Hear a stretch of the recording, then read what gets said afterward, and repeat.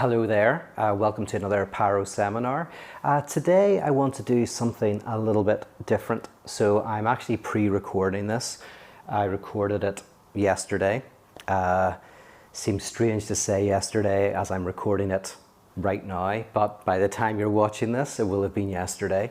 And the reason why I'm doing that is because I'm going to talk for a little bit as usual, but then I'm going to offer a type of decentering practice for you to do that lasts for under 20 minutes. Super easy.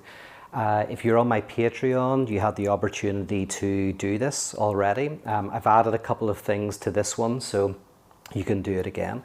But I'll give you a little bit of background to what this is you're doing. There's a longer video on my Patreon as well if you're interested in learning more. But basically, my work and my last seminar is about creating a type of practice, a technology. So it's not just an intellectual thing, although theory is something I'm very, very interested in, but it's also, as I say, a technology, a way of shaping our desire and our way of being in the world. This is what I'm interested in this work. And a lot of the things that I've created are to be run with groups, and someone has to basically get venues, set them up and run them. And last week I was thinking I should try to create some decentering practices that you can do on your own, in your own home, that you can repeat. So this is my first experiment in that. You're my guinea pigs. I hope that some of you will comment about your experience of this. Please be critical. Let me know anything you think I could improve on or things that I could explore, because I want to create a number of these decentering practices that you can do in your own home, on your own, as part of a regular practice. So I want to talk about the idea of regular practice and liturgy for a little bit. And I want to start, I guess, with telling you a story. Not a very interesting story necessarily, but it was my first book, How Not to Speak of God. And it so happened that another author published a book around the same time, a guy called Jamie Smith.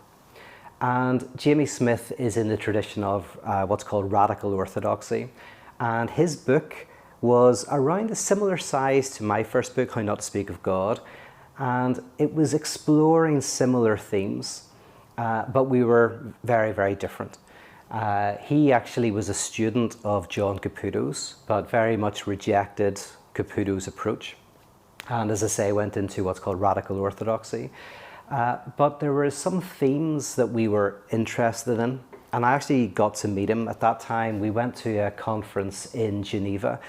And I remember I was giving a talk, and the translator was telling me that I was speaking too fast. So anyway, I was doing another talk, and at one point halfway through the talk, I literally looked over at the translator and he was just eating a sandwich. He'd completely given up, just eating a sandwich. So that was my main memory of Geneva, apart from meeting Jamie Smith and talking to him a little bit about his book. Now, me and Jamie are quite different in terms of our approaches, but the thing that bound those two books together was that we actually had a very similar definition of liturgy. Most people think of liturgy as really the structure of what happens in a confessional church, the worship and the sermon and the ritual. And so liturgy is very connected to this idea of communal worship. But what Jamie Smith was doing was looking at the idea of liturgy in a much wider sense. Liturgy being a type of structure that orients and shapes and molds our desire, molds our longings. And so for Jamie Smith, we have lots of rituals. If you meet friends for poker once a week, or you go to a coffee shop with your friends, you watch certain sports on a certain time, they're types of liturgies. And what Smith was interested in is how we are embodied creatures, right? We're not just rational minds. And we can know things in our heads, but not live them out in our bodies. And the role of liturgy, in a way, is to imbibe or introject a certain way of being in the world. So liturgies shape our way of being in the world. And maybe an example of that would be, you might not believe that having lots of possessions will make you happier. But you might find yourself being jealous still of people who have lots of possessions, finding yourself envious and thinking that they have a better life than you and that they're much happier than you.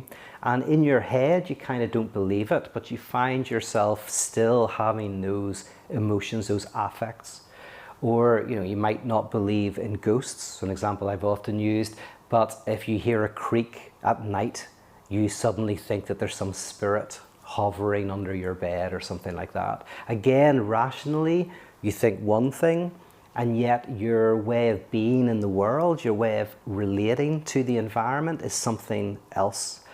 And liturgy is primarily aimed not at the intellectual, not a university. It's primarily interested in and aimed at this way of being in the world. And in terms of, say, that first example I used where you don't think that having lots of possessions will make you happier or make you more fulfilled or give you a richer life, but you still find yourself being, say, jealous and envious, it might be because of the liturgy that we're surrounded by and that is embodied in advertisements. So when you're watching TV and you're watching these advertisements like that are happening every day at the same time, maybe because you're watching this TV show at the same time or every week, and it's interrupted by adverts. And so you are on a weekly or 3 times a week, you are watching these adverts. And even if you're not really paying attention to them, they are kind of molding your desire, telling you that you're missing something, that if you purchase that product, you'll be a lot happier. And those adverts aren't directed at convincing you of something. They are designed to shape your desire, right? So they're aimed at your desire. So a liturgy is very similar to what in psychoanalysis is called a discourse, and in philosophy often is called a discourse. It's a way of orienting yourself in relation to the world in a certain way. And I'm very interested in that, right? And so in a similar way, what I was doing with How Not to Speak of God was trying to give examples of liturgies that we'd created in Belfast that were designed to live into a certain way of seeing the world, way of being in the world. Now, this is very Pascalian. Again, Jamie Smith and myself, I think, have a certain respect for Pascal. Pascal argued with his wager that as human beings, we kind of like should do certain practices, religious practices, not because we believe they're right, but as a wager, right? As a way of kind of like, we look at, say, a saint who seems to have a peace that surpasses our understanding. And so Pascal says, well, why don't you do what the saint does? You don't have to work out whether the saint is right or wrong in terms of their beliefs. Why don't you practice the same practices that they do and see what happens, in a nutshell? So it's kind of like engaging your body in certain activities. So my work has always been about that. And in my last talk, I spoke about the hysterics discourse. I recommend you go back, have a look at that on YouTube.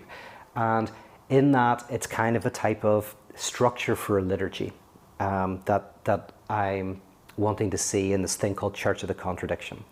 Also, there's 4 videos that I've just put free onto YouTube that are called Church of the Contradiction. And they give an example of what a liturgy might look like, right? So if you're interested, you could watch them. By the way, the first one, I literally just discovered this because I was looking for a song from it. And I realized that somehow the first episode repeats. So as soon as it ends, it starts again. And I freaked out. I was like, oh no, it's so embarrassing. And I was about to take it offline and upload correct version. But there was a comment from someone who was saying, what's the reason for the repetition? And then somebody else said, I think it's probably a mistake, but it's a really good example of what was being talked about in the episode itself, which is about kind of repetition compulsion. So I kind of went, oh yeah, I shouldn't delete it. That's quite good actually. So it was a total mistake, but the Freudian mistake, where a mistake tells the truth and says something better, I think that's a type of Freudian mistake that happened, a Freudian slip in episode 1. But you could, go and watch those. They're a mix of spoken word and music and poetry that are designed to, as one example of what a weekly liturgy might look like, that is exploring the notions of embracing our dividedness, embracing lack, and enduring and enjoying that lack. Now, I said I'm not going to talk about that because I've got loads of talks about that already, and just look at last month's one if you're interested. What I want to do today is give a type of liturgy, what I call decentering practice. Decentering practice, I've developed a number of these, but most of them, as I mentioned, are communal, right? You need someone to set them up. You might need a small budget to do it. It's a bit of work, it's a bit of effort. What I'm wanting to do now is go, can I create decentering practices that you can do on your own? And this is going to be an example of that. So, what should I say about it? It's a meditation. Now, meditations usually connote peace and harmony and experiencing maybe a type of oneness, right? So this is very different from that. This is a type of meditation, but it's a meditation that is designed to help you reflect on and stay within a certain dis-ease and disquiet that is part of the human condition. So it's in a nice, hopefully calming kind of environment. Like it's a calming voice and it's like chances to reflect, etc. But you'll be reflecting on maybe difficult experiences in your life and staying within those experiences. So that's about 12 minutes. Then there's going to be a song from Duke Special, which is actually taken from one of the Church of the Contradiction episodes on YouTube. And it's called There's an Art to Living. It's a beautiful song. Most of Duke Special's songs are a perfect accompaniment to this work of Theology. And I've worked with Duke Special a lot. And it was hard to choose a song actually that because so many of them fit, right? But I chose this, There's an Art to Living, partly because when I was asking him to participate in this thing that I was doing, he sent me some songs with the lyrics so that I could maybe choose what songs I thought might be a best fit. And this song, There's an Art to Living, it really was a powerful reflection on the experience of dis-ease and anxiety that's part of life. But there was this one line that he had which said, I think I wrote it down, oh yes, praise the light that gathers and shines within us all. And we got talking about the lyrics of the song, and I was like, that's the only lyric that I just don't know if it fits. And I said to him, would you mind thinking about whether night is appropriate? Because it feels like night is a more interesting word in relation to the context of the song. And he was great, he said, absolutely. So this is my one claim to being a songwriter, is changing one word in a song. So now it says, praise the night that gathers us, that gathers and shines within us all. So because of that, and because I had that input in that one word, I thought I would choose that song, There's an Art to Living. But the song, there's a beautiful song in episode 1, which is called, I forget the name of it, Paper something. And it also is a beautiful song that would fit with this meditation. So that song will happen, and then a closing poem or benediction from Padre Gutuma. The whole thing is about 17 minutes long, so it doesn't take much time at all. Now, because it's a liturgy, it's the kind of thing that I would recommend you might try a few times. You might not want to do the song and the poem, you might just want to do the meditation. And I have that on my Patreon as a standalone, and I will upload that at some stage onto my YouTube as a standalone. And I'm going to try to create some more in the coming months. Now, is there anything else I would like to say before I ask you to be the guinea pig?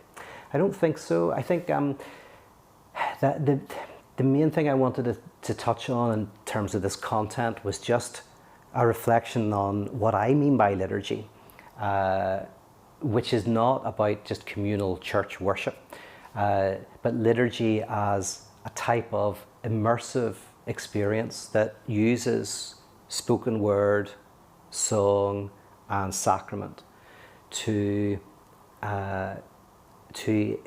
kind of like, I guess, immerse yourself in a certain form of being, a certain form of life that molds your longing, molds your desire. And the particular way that radical theology approaches that is that this is a liturgy that helps you encounter your own discontent, and how that discontent is woven into everything, and how that discontent is simultaneously the place of greatest meaning. It's the place of suffering and joy. And as we confront the truth of that discontent, we rob it of its sting, we rob it of its weight, and we can transform it into something that is productive and good. Okay, so what I'd like you to do now is, if you're willing, find a quiet place, lie down, and say there's like a 17 minutes of a meditation, a song, and a benediction. Enjoy.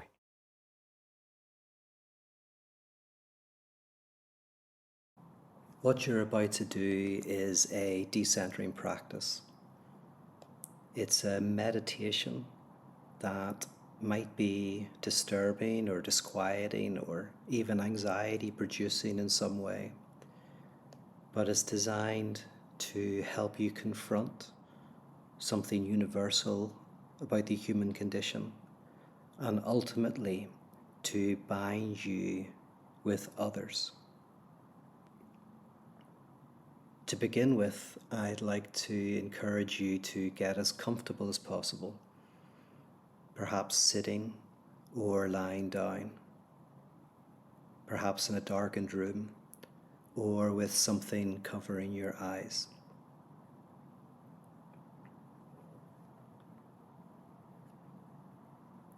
Once you're comfortable, I want to begin by asking you to search your mind for situations in your life where there's a disparity between your present state and where you'd like to be. Scenarios that are causing you some distress, anxiety, disquiet.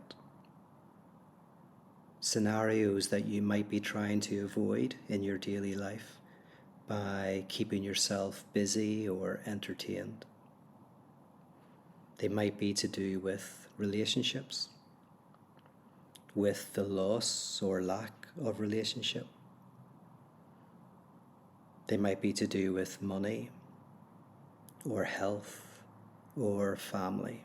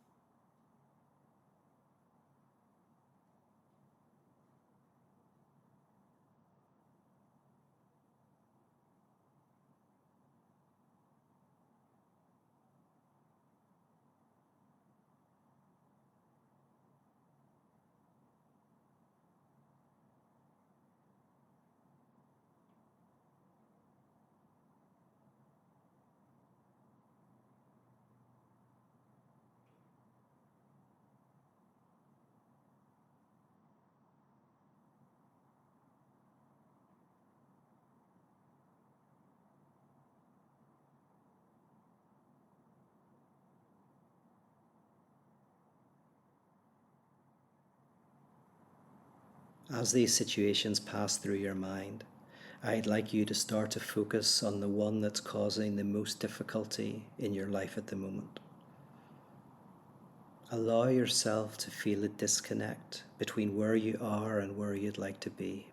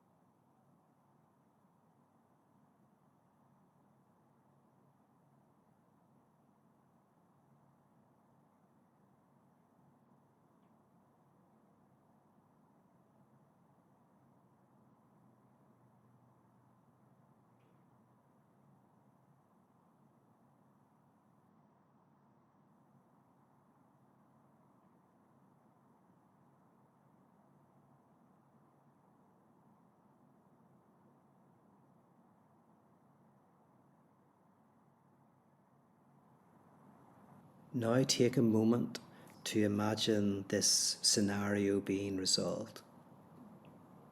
Let yourself think of a solution, what it might look like. A solution that could either happen in this life or in some imagined alternative world.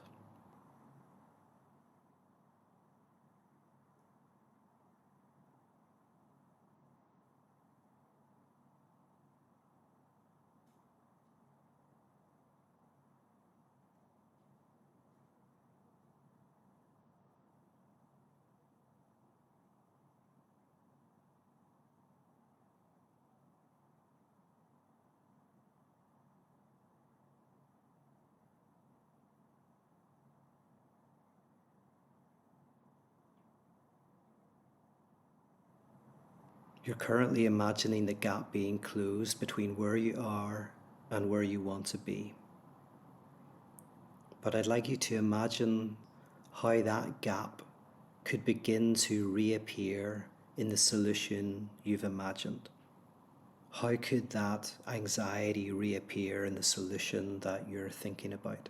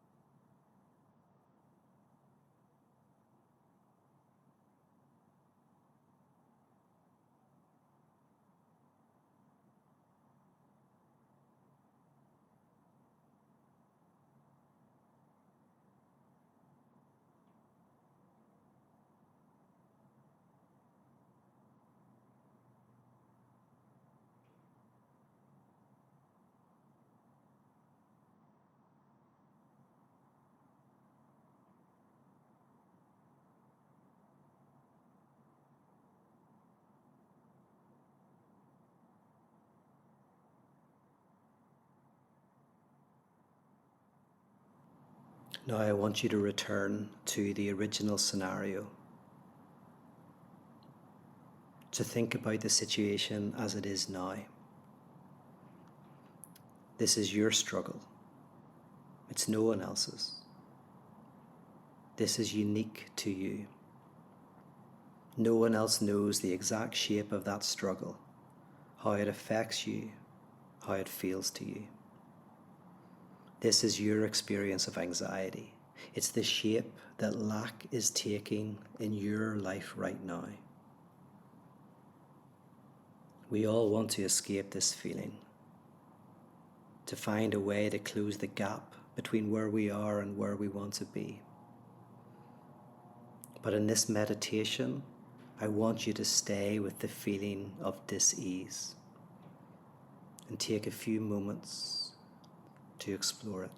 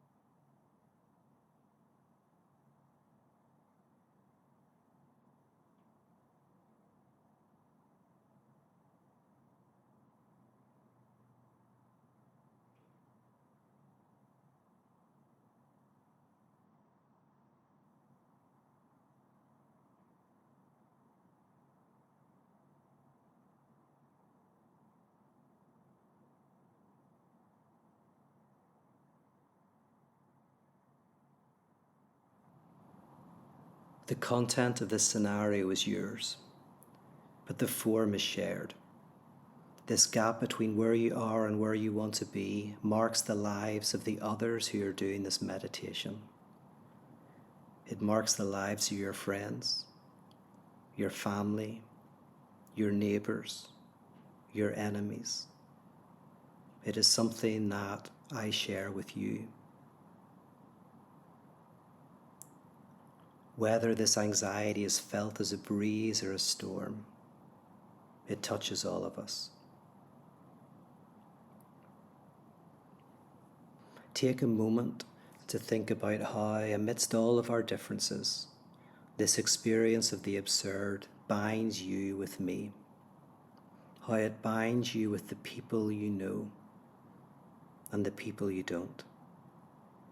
Take a moment to think of one person you know who is feeling this gap between where they are and where they want to be. Bring them into your mind and think about what they are going through.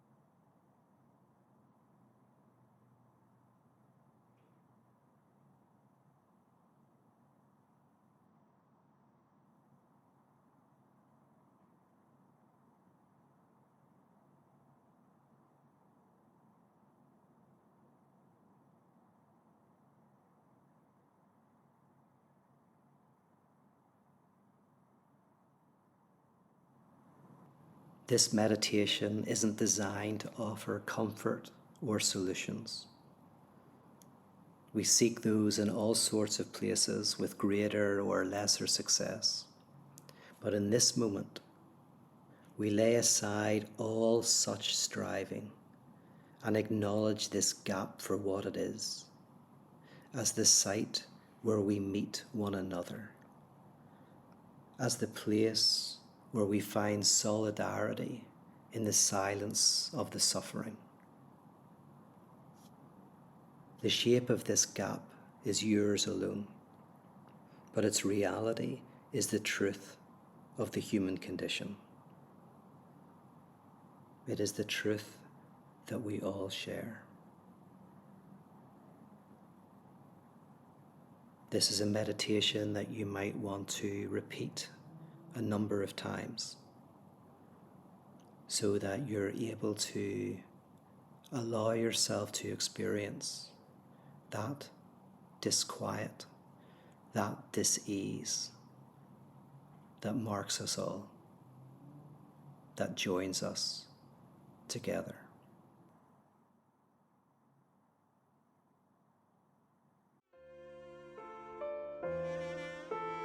Wonder how we're supposed to be together. I wonder how we're supposed to do this living, but I don't mind if you don't know. Maybe we could just pretend and paper over.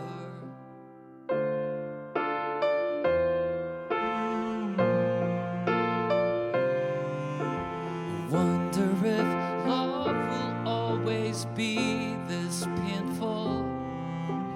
I wonder if we're the only ones who struggle. But I don't mind if you don't know. Maybe we could just pretend and paper over.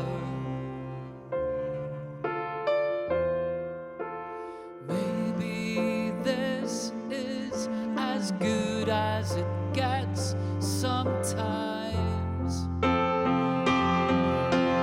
Maybe I'm just waiting for my life to start. But I don't mind if you don't know. Maybe we could just pretend and paper over.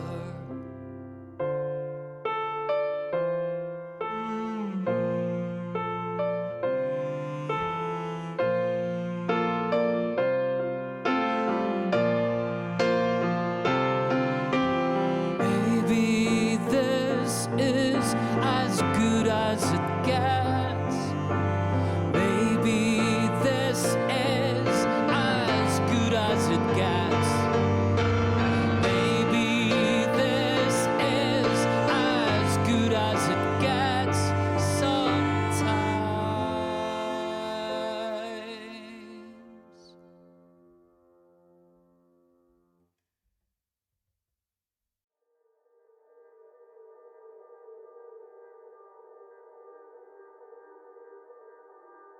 The task is ended. Go in pieces. Our faith has been rear-ended, certainty amended, and something might be mended that we didn't know was torn. And we are fire, bright, burning fire, turning from the higher places from which we fell, emptying ourselves into the hell in which we'll find our loving and beloved brother, mother, sister, father, friend.